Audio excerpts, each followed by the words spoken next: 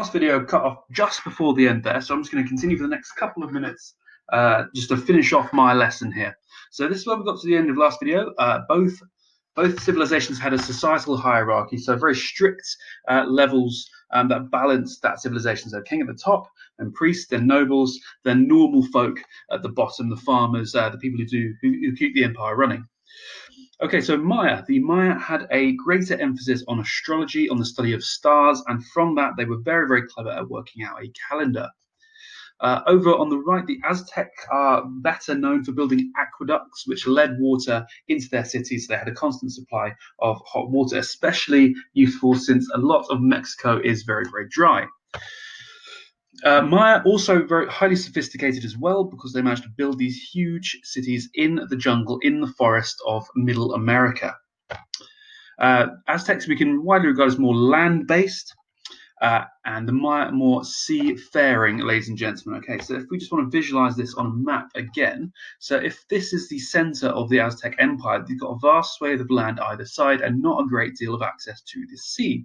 However, the Maya territory, loosely this Yucatan Peninsula going down through Guatemala, El Salvador, and Belize, has a lot more coastline and therefore would seem quite natural to the Mayans to build ships and go and trade with people along this coastline.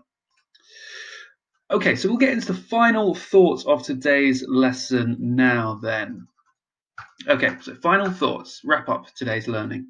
So both these civilizations lived in Mesoamerica, otherwise known as Middle America, that gap between North and South America, Mexico, Belize, Honduras, El Salvador, Guatemala, that sort of area. Both of them had step pyramids. You can, if you go delve deeply enough into it, I'm sure you'll be able to find some stylistic differences between the two. This is likely due to some sort of cultural bleeding effect, which I was talking about earlier, the idea that many traditions are borrowed from civilizations that are directly neighboring your territory. They also believed in many gods, and they also had priests, very important religious men, to look after the worship of those gods, because if it was not looked after properly, then the world might end. Cue the Aztecs and their sun god. Mayans had a greater emphasis on astrology and were very clever at working out calendars, hence the conspiracy theory that the world would end in 2012, although to be honest, it's probably that the Mayans didn't see the point of going up to 2012 AD because they couldn't conceive that length of time at that point. Aztecs were very clever at building aqueducts, getting running water into their cities and places of habitation from far away. And finally, the strict societal hierarchy, placing the king or emperor at the top, the priests and nobles in the middle sections, priests towards the top more, and the normal working people, agriculturalists, farmers, soldiers towards the bottom. Okay, so those are the key takeaways of today's lesson. There's one more task I want you to do, although you're going to be doing it independently.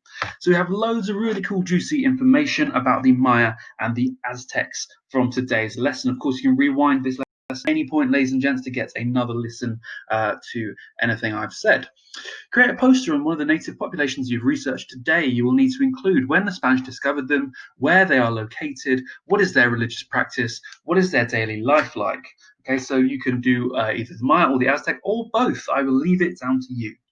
Thank you, ladies and gentlemen, for tuning in for my lesson. It's one of my favorite things to talk and think about are ancient civilizations, especially civilizations as